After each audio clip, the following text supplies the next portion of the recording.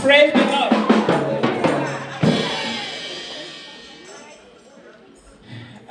Pastor Atoy, when he preaches, always starts out with a joke. I have a little joke. So the Bible tells us if any part of us will not let us get into the kingdom of heaven, we should cut it off. Well, ladies and gentlemen, my shoes were hot on my feet, so I took them off. Because I don't want it to interrupt my preaching today. So when Sister Otoki T and I spoke, I have been praying. I said, God, tell me what to say. Because when it comes to preaching, it is not about me. It is not about just me. It's a message that we all need to hear and reach all of us. This is actually also for me too. So I'm going to start out with a prayer too to say that God should please help me decrease so that he can speak through me, and this preaching will be a blessing to all of us in Jesus' name. So what came to me after praying was the teaching mother. The teaching mother. And I was led to Titus 2. Titus 2. I read this over and over and over to get a better understanding of what God was trying to tell me to say. And Titus is an epistle which Paul had written to Titus to teach in the church. It addresses both men and women, but for the purpose of this preaching, we're going to focus it on women. Mothers are teachers. I know we have teachers in school. I've been blessed in my life to have good teachers for my children that at each stage have taught them something specific. But we are the original teachers. So this preaching today actually is full of a lot of questions for you and for me. So we are mothers and we are teachers, but what are we teaching our children and the children within our sphere of influence?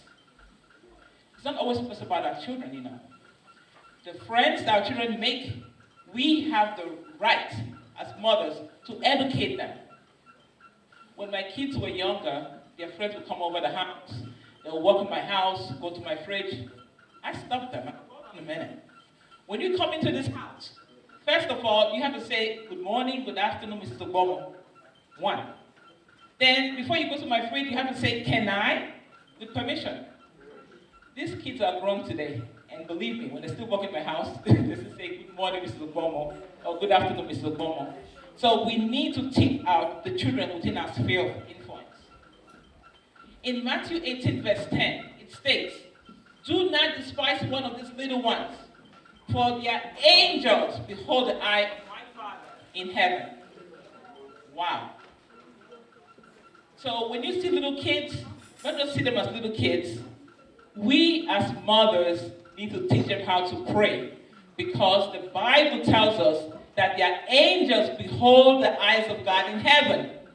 So when you want something, tell your child to pray for you. In doing that, their angels are supporting. Plus, they are learning how to pray. It's our responsibility as mothers to help our children navigate this world.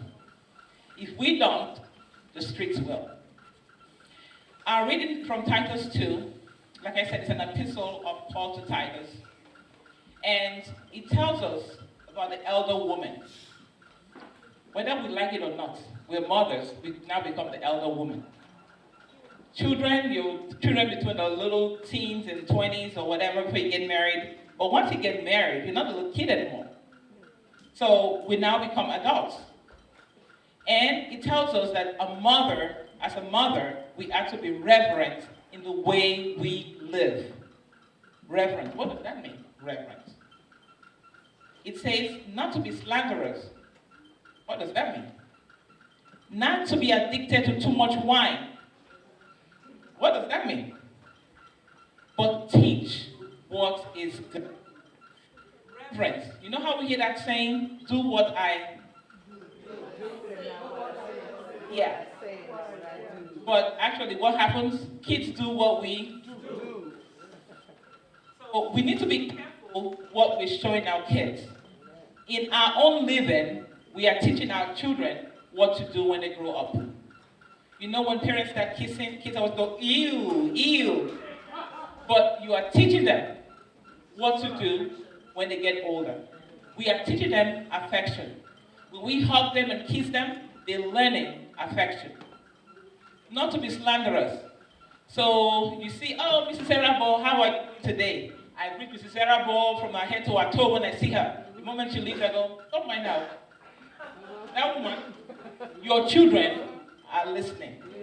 What are you teaching your kids? So when you come to church, you're the best model ever.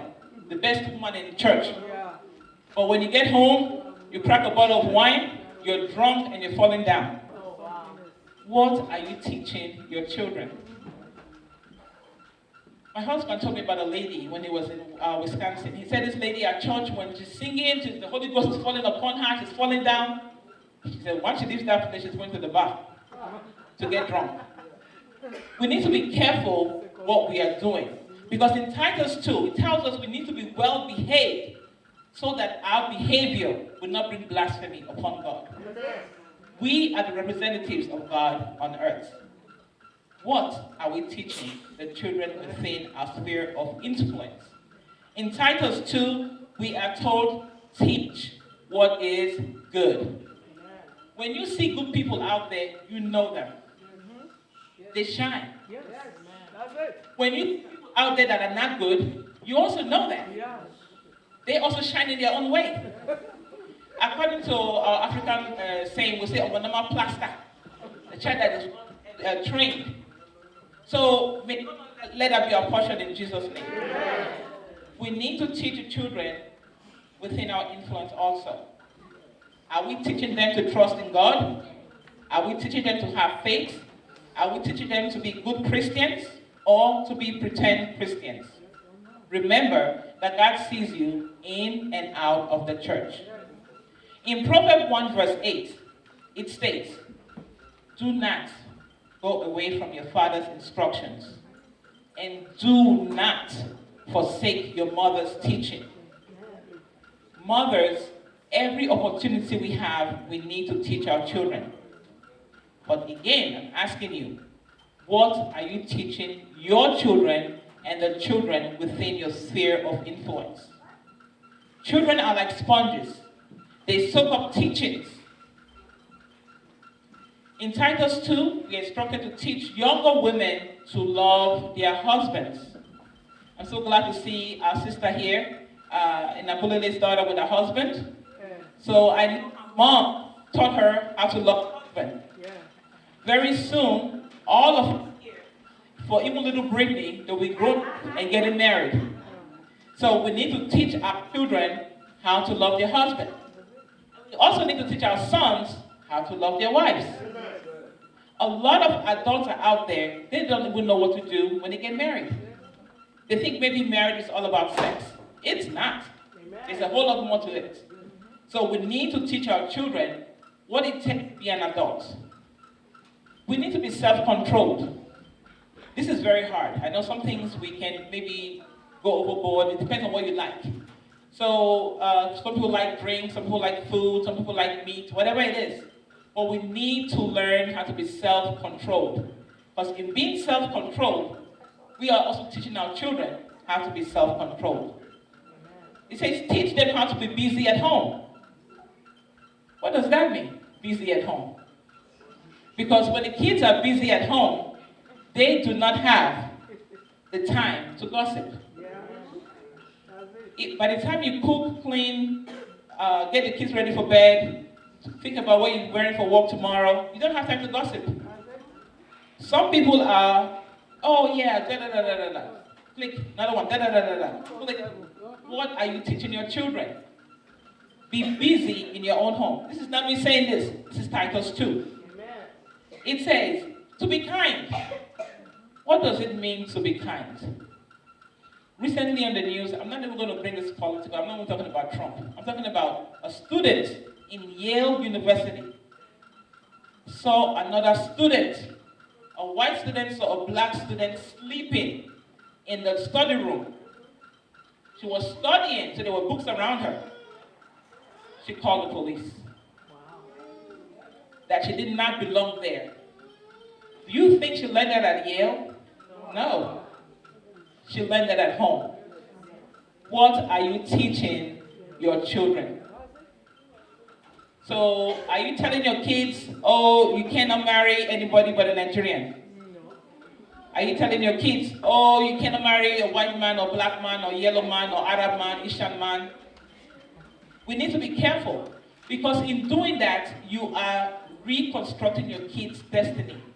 We do not want to be a deterrent in the lives of our children. I have a friend, I've known her for over 30 years. She's in Dallas. When she was younger, she was going to marry an Asian man. We're from Edo, we're in the same state, right? Her father said, no, you're not going to marry an Asian man. You must marry an Edo man. Well, 36 years later, she did marry an Edo man. She's never been happy. They were probably together a total of about 6 years, and after that, that man was deported back to Nigeria for fraud. On her father's dying bed, he apologized to his daughter for interfering in her life. We need to be careful what we're doing. It also tells us that we should instruct our daughters and our sons on how to behave in their homes. Are we, the parents, the mothers, are we living an exemplary life for our children? Titus tells us to do what is good. Help people in need when you can. In doing so, you're teaching your children what to do. And not only that, you're also teaching them that what we have is not for us to keep. It's only temporary. We need to use it to the glory of God. Like the offering is an example today that the bishop asked us to give. To give to others, help others. It's not all about ourselves. Get our children involved. Teach them to do good always. When things need to get done, just do it. What are you teaching your children? Show integrity. Now, Vivienne saying this to Titus 2. In all of your actions, your yes should be your yes, and do not make promises that you cannot keep. Remember, your children are watching you. Are you constantly telling white lies? I want to rephrase that. Are we constantly telling them white lies? So when the phone rings, you say, tell them I'm not here, tell them I'm not here. What are we teaching our children? Do we apologize when we do something wrong? Even to our kids. We can't always be right.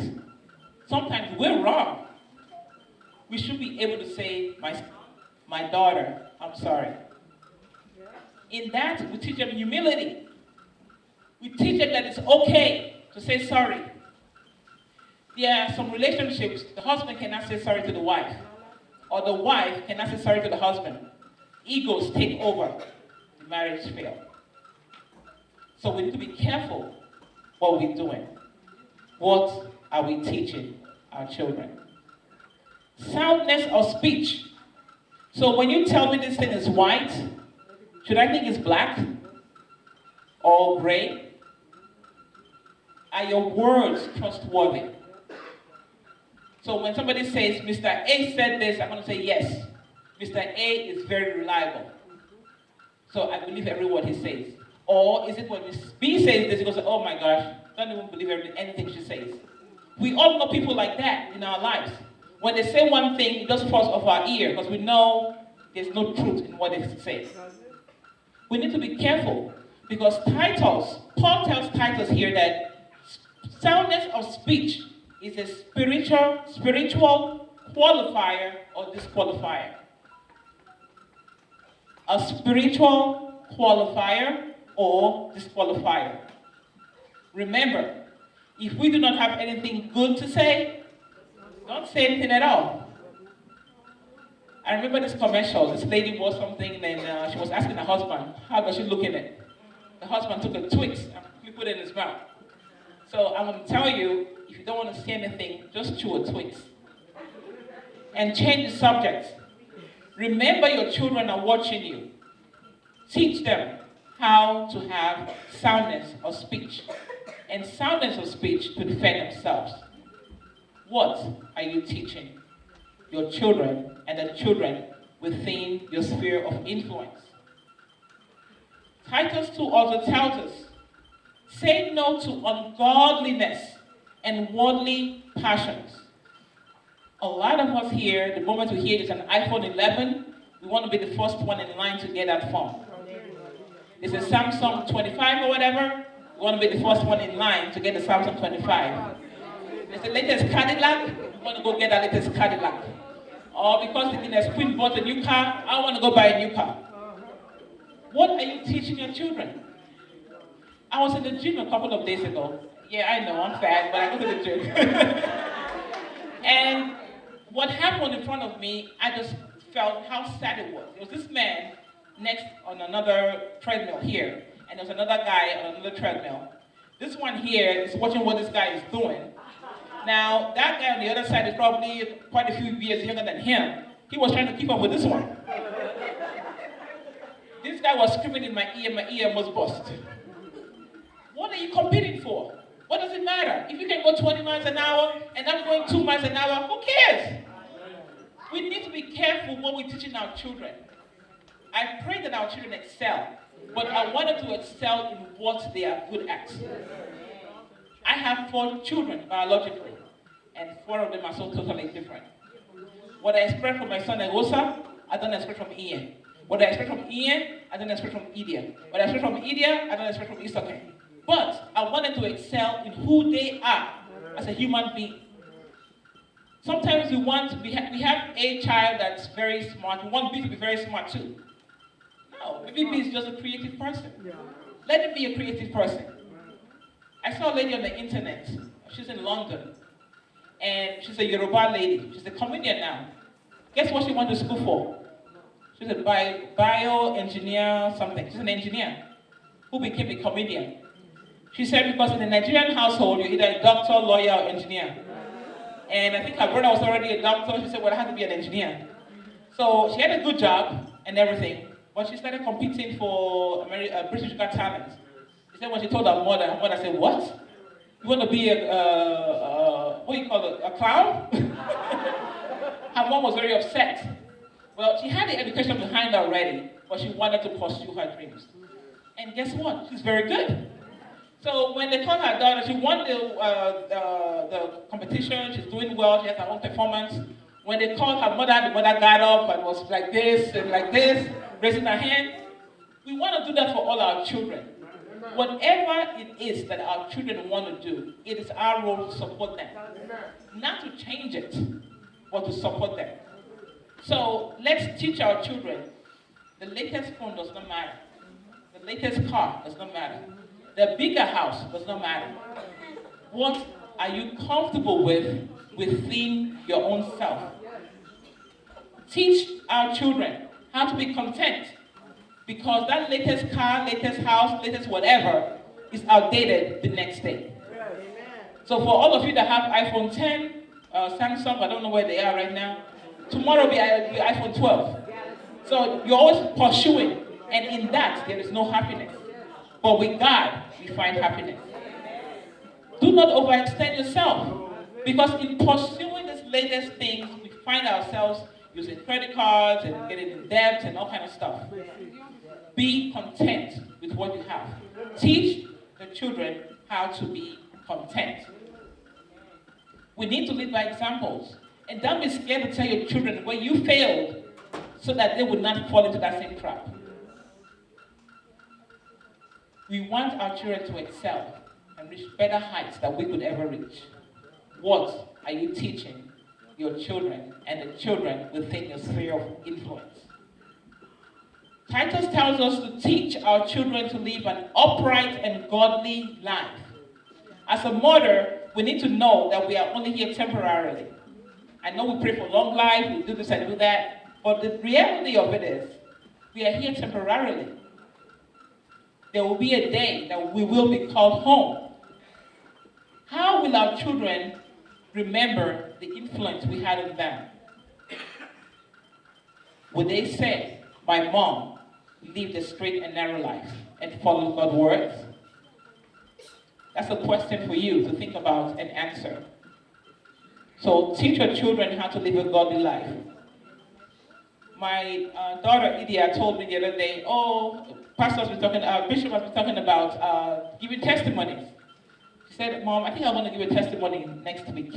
I felt joy in my heart. Because giving a testimony of what God has done for you, at least I think I've done a little bit teaching there. And the bishop, of course. So remember that you teach your children, or when they come to you and say, I have a test tomorrow, Mom, can you pray for me? Pray. Let them hear you doing that prayer. Even though most of your prayers are silent, when they come to you and ask you to pray, pray for them and let them know you're always praying for them. Yeah. What are you teaching your children? So let's be careful not to change the destiny of our children. Let's remember they are a gift that are given to us. And our goal is to be their guardian in this world. So let's be careful not to interrupt that. Continue to pray that we guide them aright. Does everyone remember the story of Moses? I find this interesting when I read this. Exodus 2 verse 10 tells us, Moses was born in Egypt when there was persecution of the Hebrews. And all the male children were being killed. When Moses' mother had him, she saw that he was a good child. She hid him for 3 months. But after 3 months, she couldn't hide him anymore. So she took him and put him in a basket and put him in a river where she knew Pharaoh's daughter would be to see her son. And of course, it tells us in Exodus 2 verse 10 that Moses' sister watched him. When Pharaoh's daughter saw the baby, she said, go get it. That must be a Hebrew child, she said. Moses' sister went home, got her mom to come take care of Moses. And we are told in 2:10 that Moses grew up and his mother took him to the daughter of Pharaoh. This is what's interesting. In verse 11, we are told that Moses walked amongst his people, the Hebrews. Now, he grew up in the palace. How did he know he was a Hebrew? He was raised up as one of Pharaoh's children, but he knew he was a Hebrew. So the short time his mother had him, she let him know, son, you are an Hebrew. Is that the only way he would have known? He knew where he was from. He knew his mom. He knew his sister. Because his mother put those teachings into him. Mothers, we have a strong bond with our children. It is unbreakable. I know we want to be friends with our children. We are not their friends. They have their friends out there. But we need to have a friendly relationship with our children so that they can speak to us. We need them to come to us and talk to us. We don't want them to go on the street to look for the answers. Teach your children how to be and take care of each other. A few months ago, I was watching something on the internet, and this elderly parent, I guess he was eating, he was drooling, and the son and the daughter-in-law got upset with him, and they built him a little table on the side and put the man there to eat, because they didn't want him to eat at the table with all of them. So one day, the son of that man was building a house, a small house. His father said, what are you doing? He said, oh, I'm building the house so that when you and mom get old, I'll put you in it. What you do tells a whole lot more than what you say. So the man went back, took his father from the small table and brought him back to the big dining to eat. Your children are watching you. Years ago, I heard a pastor preach, Pastor Deaconess, and this is what he said. He said, when kids are young, they are in our hands where we can draw them close and redirect them, instruct them and redirect them. But when they are older, they are in our hearts. And this is where they can kill us if we don't train them well. Amen. So you need to be careful as they grow. When they turn 18, 19, 20, you can't do anything at that point. You want your teaching to go with them at this point. So make sure we teach them when they're young, not when they're old. We need God's help to raise our kids, especially in this society. We need God's help. So we need to be careful. What are you teaching your children and the children within your sphere of influence? In Proverbs 22, verse 6, we are told, teach a child the way he should go, and even when they are old, they will not depart. Remember, mothers, this is whether you taught them good or bad. So it's very hard to change when you're older. Teach them when they are young, so that they will not depart. In Titus 2:15, it says, these then are the things you should teach, encourage, and rebuke with all authority. We need to teach our children to have faith, spirituality. Teach them how to pray. Teach them to have sound speech and to guard their tongues. Teach integrity. Teach contentment. Teach reverence in the way we live. Teach them not to be slanderers. Teach them not to be addicted to too much wine.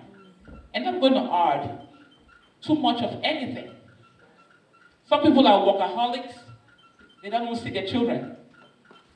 If you have to work 3-4 jobs to take care of your family, you have overextended yourself. You don't have to have the biggest house in the neighborhood. You do not. So if you have to work 3 or 4 jobs and you cannot be home, a few years ago, close to about 8 years now, there were a married couple in Atlanta. And they were both nurses. And what they were doing, they had young kids. They had a big house, young kids, and what they were doing was, when one is coming home, the other one is leaving. Or they miss both by a pathway or something. Well, you know how nursing works. It's not like a factory work where you clock out. Something must have happened, and the husband got delayed at work. Well, you know, children are going to be children. They wanted to go out and play. And they drowned in the pool. The parents are in jail today. So what was that for? All that money they were trying to make. We need to be careful and remember that these kids are given to us for a purpose. You don't have to give your kids everything. No, I didn't get everything. My mom said no to me quite a few times. We pray that our children excel more than we do. When I was young, when we come home with our report cards, my mom will cook rice, my mom will cook eba. If you do good, you eat rice. If you didn't do good, you eat eba. She still fed you, but it was either rice or eba. But guess what? Today, we pray that our children excel, right? Now when you cook rice, what do your children say? For us, rice was everything then. But our children today will tell you, I don't want rice. And I just laugh and say, you know, it used to be a big deal to eat rice. So let's teach them how to be content.